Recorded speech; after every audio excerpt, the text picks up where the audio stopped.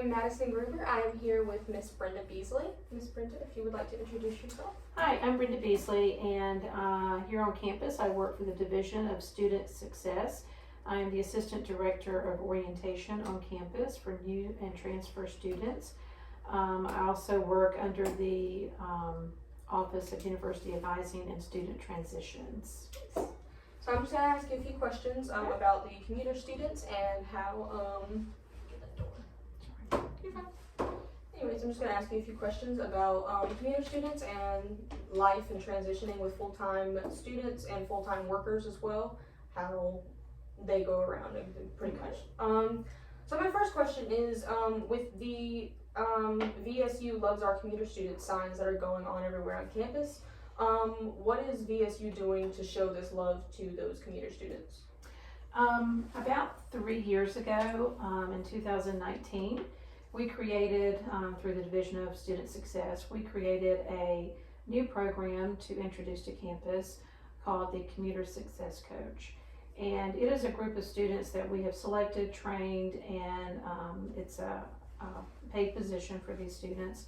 And their focus is to connect throughout the fall semester and possibly into the spring semester with our commuter students. We primarily at this point are focusing on first semester commuter students. We plan to expand that at some point in time. The importance and the focus of the program is to ensure that the non-residential students still have a way to engage and a person to connect to. So the commuter success coach is the equivalent of a student having an RA that is a residential student. Okay, that's cool. I like that. As far as events, like you were saying, what thought process do you or anybody else go through when creating these events and keeping those commuter students involved so that they're able to participate? So as overseeing the orientation program, I am able to initially make first contact with some of the commuter students and let them know that they're going to have an engagement person that will be contacting them. So at the beginning of the semester, when move-in is taking place the week before, it's quite a big buzz around campus and a lot of activities going on now with our expanded Welcome Week program. And we really want to identify those first semester commuter students, whether they're from Valdosta or any of our surrounding towns and counties that they're coming from, that they are just as welcome to participate in any of those activities, encouraged to participate in those activities. So we start contacting those students in late August, once we really have an idea of who our commuter student population is going to be. We start communicating with them via email and letting them know the activities that are going on during the week of welcome, who they're going to meet, as far as who their CSC is going to be, or just collectively the group. We'll make arrangements for them to meet that CSC at various times of the day, to go to the presidential convocation and go to the other workshops that are available throughout the week, the lunches and the dinners and the bonfire activities, all those things that help make a connection to campus, meet new friends, learn more about their campus, meet some administrators, meet other commuter students that they may have some commonalities with. So we really encourage them to come and participate in those. We've kind of gotten off to a rocky start since 2019. It was our initial year for the program, so didn't have a lot of strength and behind the program at that point. 2020 came along and we were all stuck behind closed doors at our residences as opposed to being on campus. So that took a little wind out of the program, some bandwidth that we didn't have access to reach this group and to engage them. So here we are at 2021, and we're still really putting the program into the way that we want it to be and molding it. We do have plans to extend the program and expand the program as well. So our goal is just to reach out and make sure that they have one person on campus they can connect to. Definitely. Yes, ma'am. As far as learning about things on campus, are there any secrets that you want commuter students to know, like about campus that they may not actually know about? So every week, our commuter students are sending messages. They need to kind of work with their group and introduce themselves.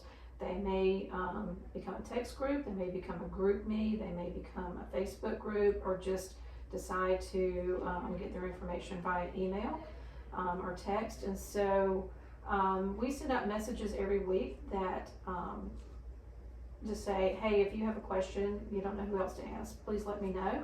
If I don't have the answer, I'll get it to you. We also send out messages that don't forget, there's a program on front lawn today. There's a blood drive going on in the student union. There's the happening going on, so go out and get some free gifts and some free food, and find some organizations that you might be interested in. So every week we're sending relevant information. So right now we're really focusing on letting them know it's registration time. If you have not already met with your academic advisor, you need to be doing so. We will be assisting with academic registration next week, which is a program we work with in conjunction with our peer mentors for first year. So we'll actually be set up every day of registration next week from 7 a.m. until 10 a.m. in the Odom Library, and any student based on their classification can come and get assistance learning how to use the visual schedule builder program, putting their schedule together, just not knowing how to do it, just want somebody to walk it through with them, or if they have a question after they've met with their advisor on actually how to implement that schedule, or if they need to make any adjustments. So we try to keep all of our messages relevant to what's happening, just like an RA would in the residence halls. So after next week, after registration, we're going to continue to remind them to make contact with their academic advisors and their instructors, make sure that they're what their grades are, if they're in the right place, do they need some extra study time. We introduce them to the Academic Success Center or any other aids that they may need. So it's kind of a wellness checkup at that point. Where are you in the semester? Of course, there'll be activities going on. We're going to focus on homecoming and getting them involved. So all the messages every week are relevant to where they are. We do know that even though we do not always get a reply, this commuter student success coach, the message is to get the message to them. So sometimes it's a message and we hope that they read it and get it. So it's not one that they necessarily have to reply to, but it's us giving that information. We have had a low percentage of those students reaching out to their success coaches a lot, but it starts slow in the semester, but by now they're starting to get a little more comfortable in understanding that this success coach is their friend and there's somebody that they can really go to and say, hey, I'm getting a little behind, I don't know what to do, those kind of things. And so it kind of develops as the semester progresses. And there's different phases of it. The spring semester is usually a little stronger because they're asking more questions. So we really try and stay relevant with our messages, but at the same time, keeping that door open for anything that they're in need of. Yeah, no, I definitely agree. Do you do those same wellness checks like mid-semester, like midterm? Absolutely, seasons? absolutely. Okay. So we really look at the calendar and where we are and what's going on.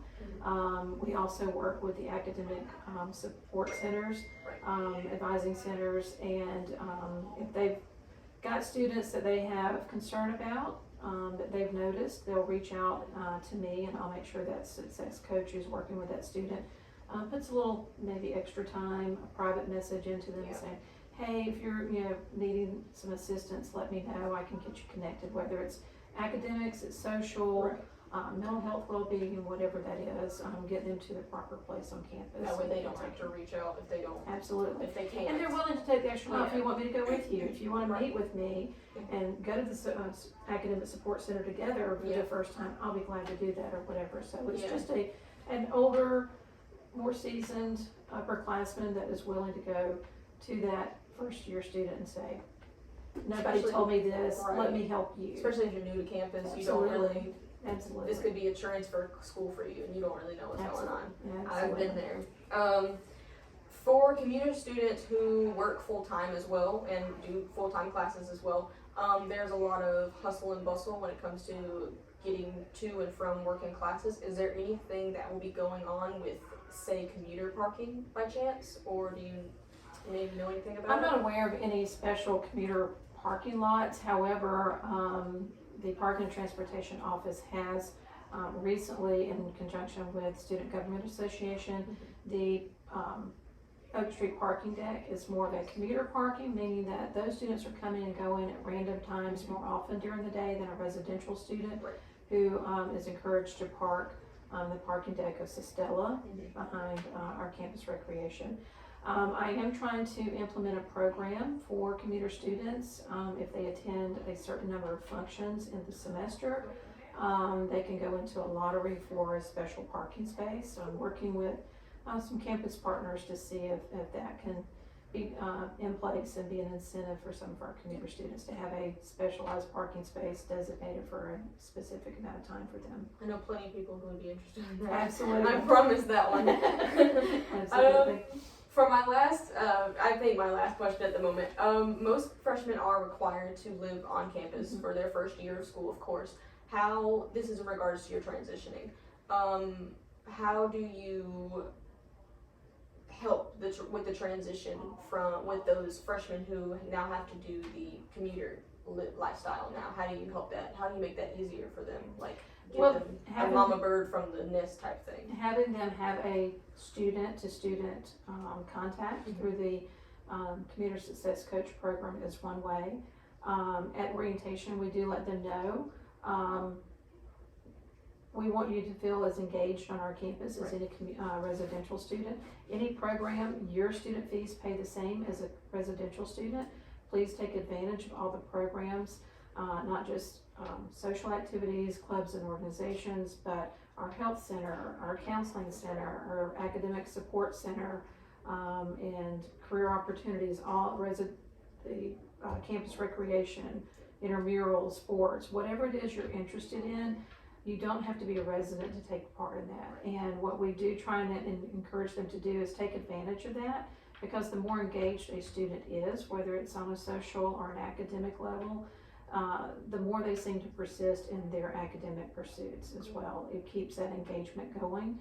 And so we really try from the beginning, when their parents are here with them at orientation, to let them know you are part of the campus, and because of your living status, you are not any different than any other student on campus, and everything is open to you as it is. And so it's kind of hard for a commuter student that does have a full-time job, lives off campus, to come back and participate in a lot of the activities, especially during sporadic times of day when they may be at work or even in the evenings. But we do want them to know that, whatever you can participate in, find something. We feel like if they engage in one thing, such as band or a Greek organization, or they take on any other kind of club or organization, whether it's even social or academic, we feel like that one connection is going to make the difference. Definitely. Just having one person that they can go to that they know is interested in helping them is a win-win for both. And we really want them to have that kind of engagement. We want them to be active on campus. It connects to them for their holistic experience of what their college education is about, instead of just driving to campus, walking into a classroom and walking away. So we feel like the engagement piece, whether it is social or academic, really enhances the experience. And we want to grow students that are connected to our campus for the long term, not just for the 4 years of earning a degree, but we want long-term alumni that are going to come back to their campus and have those connections and remember those wonderful times, come back to homecoming, come back to their college and make a contribution of some way. Maybe it's a speech at their designated college or even at graduation. We want them to have a connection. We want to give more than just a college education to them, a piece of paper at the end of it. We want them to have a true holistic experience. And sometimes we find that commuter students decide after one semester of living at home, they really want to live on campus because they have found that it's just easier to be there and make those connections, getting to experiences, getting to know other people and experiencing other people. Once they see the differences of everybody in their classroom or the likeness, it does affect how they feel about their experience, whether it's residential or non. Oh, I wasn't aware of that. Does that happen pretty often, or like? We've had that happen, and I have also introduced to our department and the director of housing that possibly during finals, because finals are scheduled at such odd times, not just the average classroom time, to have any residential rooms that are non-occupied at that point in time in the semester. If a commuter student is interested in spending the night on campus, that they have that opportunity. If they have a 7 p.m. Exam, for example, and they live 30 miles away, it may be an advantage for them to be here, or if they have the next following day. Absolutely. So we are really looking into ways to integrate them into the campus environment and structure as much as we possibly can. So again, being here since 2019 with the program, we've had some bumps in the road.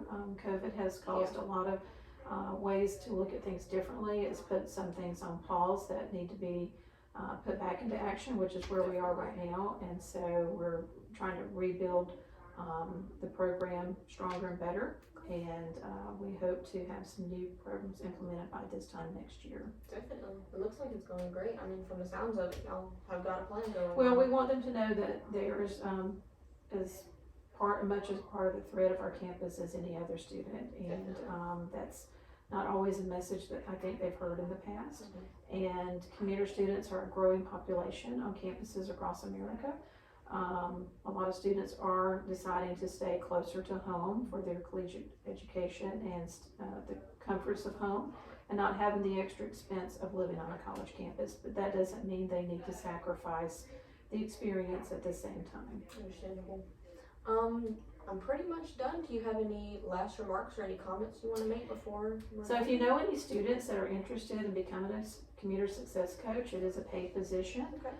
We'll start selection and advertising in the spring term, and they'll have some duties during the summer to come back as far as training. We'll try and do as many virtual as we can, so our students are ready and prepared for Welcome Week, and back in place to start working with those designated group of students. So if anybody's interested in looking at that, I really want to start directing a lot of the selection to commuter students that are already on campus, because who knows best of what that type of student population is feeling than one that has gone through it. Right. And so now that we've really got some momentum going with the program, I really would like to reach out to that commuter population and not only offer them a position like this, but I really want to get a commuter student organization going, let them know that they can take a seat at the table as our student government, and just the opportunities that are available to them